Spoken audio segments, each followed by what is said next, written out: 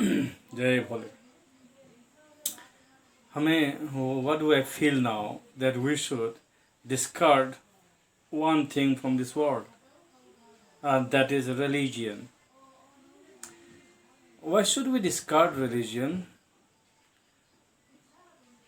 Now, if you look at the pros and cons of religion, what shall we find?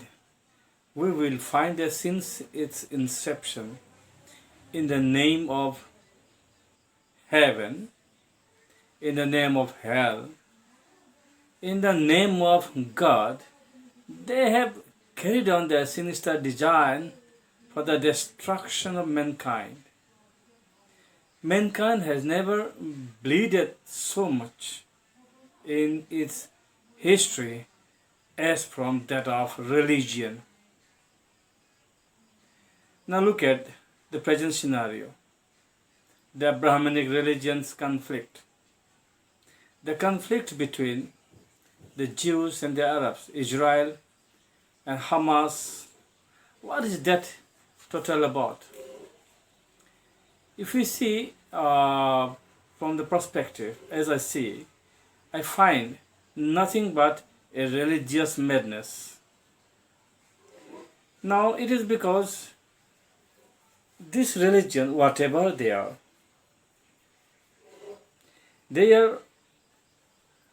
actually leading to this genocide, or let me say the macabre, the massacre of humanity. What is the necessity of killing one man to another man in the name of God? To be very plain and simple, if this religion would have been from God for human, then there should be love, there should be brotherhood, there should be compassion, there should be oneness, kindness, everything as human as possible, as divine as possible between humanity, between humans in this world. But what is happening instead? Instead, we find that people are, killing in the name of religion, in the name of religious places. The same thing that is happening to Israel and these Palestine people. Now, they are fighting for Jerusalem, they are fighting for some mosque, and they will claim their claim from the history that was about the dead prophet, or this is dead prophet. What was that if we go deep into? If we go deep into, we'll find Abraham's father was Ajahar, I suppose. And he was just an idol worshipper, the pagan, or let me say Hindu, benevolent, secular. In fact, at the time, the whole area was inhabited by the pagan people, the people who are also called as Hindus, the idol worshippers. Whatever they do worship, they have not bleeded mankind. They are not out to kill anybody. Now, Abraham opposes his father and embarked into the creation of new religion with commandments and all, abolishing his father's claim. What did he do? Okay, because Abraham and the history follows and the Jewish people came into. After that, what happens? The Christians came. And after the Christians were also against the Jews. We all know the Second World War, Hitler's killing of Jewish people. Remember, millions and millions were burned in the gas chamber. Why? The religion was the case there. Now, so to say, this Islam religion, that also since its inception started killing Jews and Christians and all other non-believers who do not believe in Islam. They have carried out their jihad, and we all know about crusade. What happened? The crusade and the jihad King Salahuddin, Richard the Lionheart. Forgive me if I forgot the name. Maybe from France or somewhere he was the king. Who led the European army, the Christian army. There was such a huge bloodshed, unimaginable. The present day systems were not there. If it would have been, you would have surprised how these people can kill in the name of God, in the name of religion. Is this a religion, in fact, who sheds human blood for the sake of heaven, for the sake of something that they do not know, do not see, just believe? Well, now what happened after that?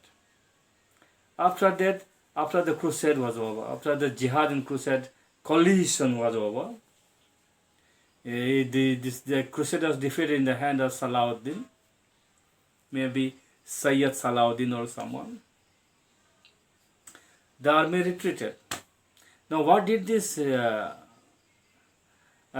crusaders did? The crusaders were uncontrollable. They started plundering their own people. Now they were diverted by the church. And what happened? All the neighboring civilizations were wiped out, Christianized.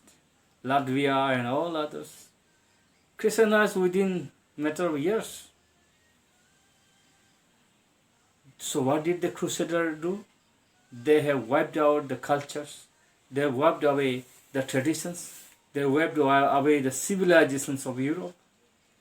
The very cultural and social identity of the people of Europe were washed away by the gust of these mad crusaders.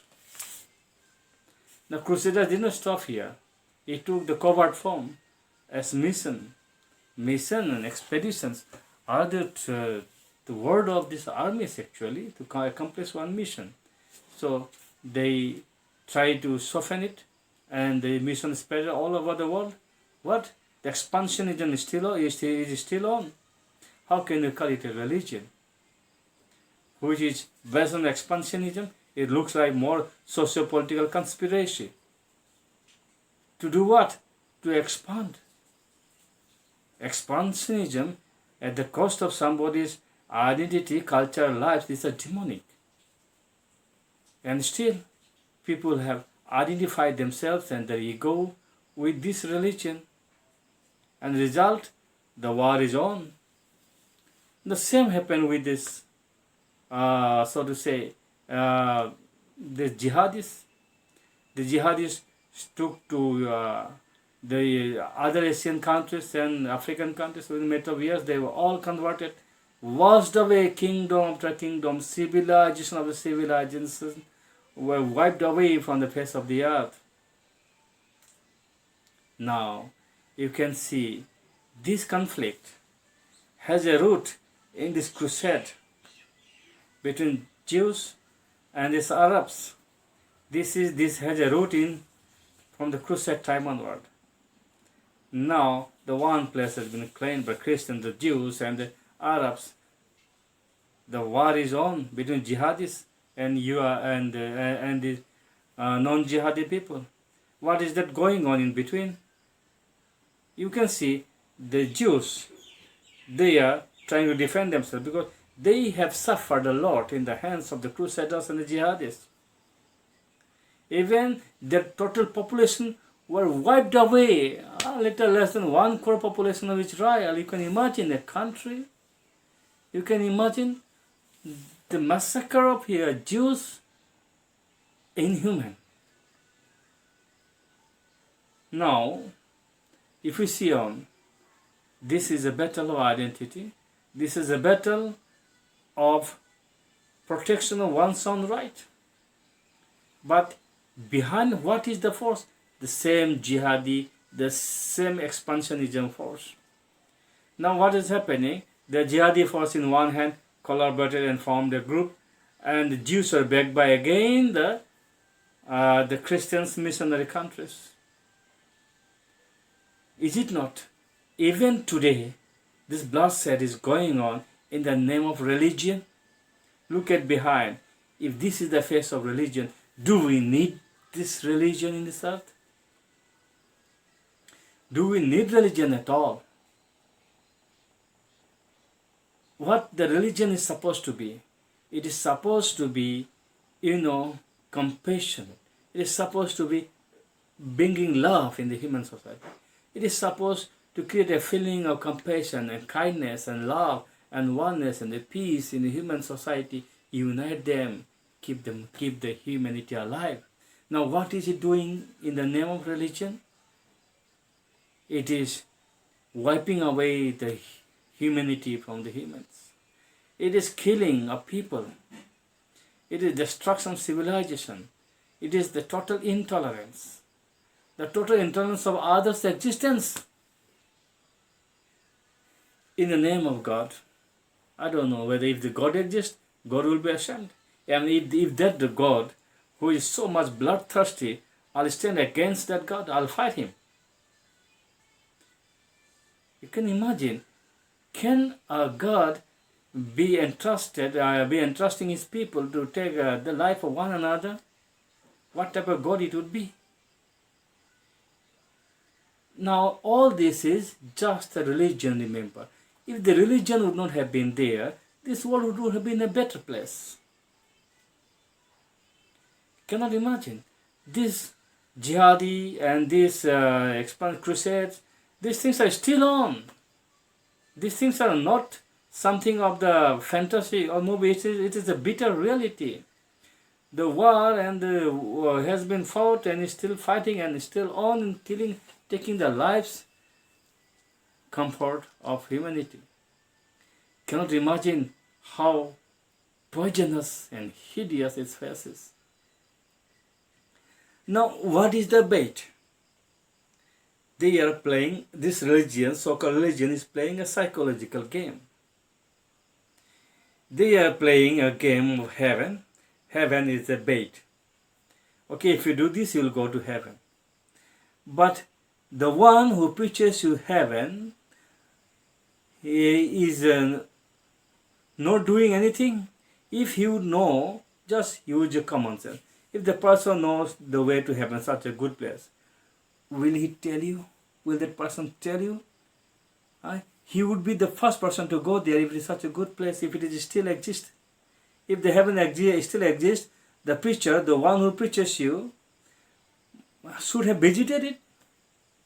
No, he is not visiting, but he will tell you to go and visit. And what is the qualification to go? That you have to die or you have to kill somebody. Oh my God. Are we become that dumb, that fool to believe in somebody? What about our own conscience? What about our wisdom? What about our own intellect? Can't we judge that person? This is the day when science has reached so up to such a high level, and now intellect, and we're questioning everything. Why can't you question them? Are you afraid? They have given another bait that is called hell, the fear psychology. They're playing with your psychology. That's a psychological game bullshit. I'm sorry I'm using this word. Forgive me. But listen to it. They're using a psychological game in the name of heaven, in the name of hell. They were fear psychology. If you do this, you'll go to heaven or hell. Now, I don't like that part, because if it protects you from doing bad, that's good. But in the name of heaven, in the name of hell, what are they doing? They're making people fight against each other. They just making a business out of it. It looks like more than a social political conspiracy, a military conspiracy. That's all, in overt or covert form. This power-mongering, power-hungry people, look at what they are doing. Now, one more thing. I find these people ridiculous. I had many confrontations with these people around. And simply said that, don't worship idols. Idol worship will perish in hell. God doesn't live in idol. Simply I asked that person, I had many conflict and verbal fight with these people. So he was preaching the idol worshipping is devil, idol worshipper will go to heaven, go to hell, idol worshipper will perish in hell. And some say, well, idol worshippers are kafirs, they are non-believers. Okay, God doesn't live in idols. Okay, Then I asked that person one simple question, where is God then? Immediately that person said, God is everywhere. I asked, pardon? No, God is everywhere. Is it? Yes. No, he is not everywhere, I asked. I told him. And he repeatedly confirmed that God is everywhere, God is everywhere, God is everywhere. I said, yes. Then he should be in idol too? No, he's not in idol, he said. If God is everywhere, but not in idol, that means he is not everywhere, and that means he is not God. No, he was silent. Another one was preaching. God is all loving, all merciful, all kind. I asked, is it? Some Ya Rahimu, Ya Karimu, that I heard. I asked him, okay, if it is so, even in some Christian friends were preaching me one day, I asked, okay, if God is all loving, all merciful, all kind, then what about permanent hell? He is creating a permanent hell. Nobody will keep people torturing in a permanent hell if he is so kind. I had many confrontations. What I find, these people, they have identified themselves and their ego and their emotions with so-called religion, and they have stopped evolving. You see, a simple book, whether maybe it be any book, cannot create a limit of human psychology, the human mind, the human psyche. It is ever evolving. Our body might have a limitation, but our mental status is every time evolving. Our spiritual level is every time evolving. Our outlook, everything, our perception, every time becoming finer and finer and finer. Nobody can predict, human at least. Humans are ever evolving, and you are trying to confine that with the help of a book. What you want to create? You want to create, what do we say, a robotic army like people who will work for you and fight for you in the name of religion? Zombie, that is the perfect word, I think. What these people are trying in the name of religion to create such people who do not think, who simply are, or so to say, a slave of their command. And that is what is happening. Even well-educated people, well-qualified people, I don't know what is happening, they have taken to arms. If only they realize that if this is loving God, if this is caring God, then this God will never create a religion, because religion has bleeded mankind more than any battle, any war, any bomb, anything. You don't remember, there is no documentation, but you cannot fathom it, the depth, I mean to say, that how much religion is harmful. There could be other way. Okay, let this religion remain there. This religion is why it is not all-inclusive. Why it is exclusively for particular part? Why it is intolerant? Let them accept. If God is everywhere, God is in everything, accept everything and everybody as one, and there will be peace. No, they will not say. Only one kind. How would you see a whole garden, only one type of flower? Would you like that? Or do you want to see this earth? All this earth, only the brown desert, or only the flat plain, or only the hills? The earth is beautiful because it is varied landforms. The forest is beautiful because it has different types of flowers and trees. But they want to see this world in one color. Either Christians, or either Muslims, or either Jews, or either whatever. And in doing this, they are shedding blood of not their enemy, but the entire humanity. The blood of human being has been set for the evil purpose of particular religion. So religion madness is the ultimate curse the humanity possesses. If you have anything to say, write in the comment. Confront me. In the name of religion, I don't like to see the humanity in pain. I don't like to see, these orphans, in the street whose parents were killed in the war. That is quite saddening. And if this is religion, let me be better non-religious person. If it is the religion who is bleeding mankind, creating orphans, creating havoc in the society, if the religion has the blood of humanity, I better want to remain as irreligious person. An atheist is better than this follower of this type of religion. If you agree, please do like and subscribe. Dhanyavad.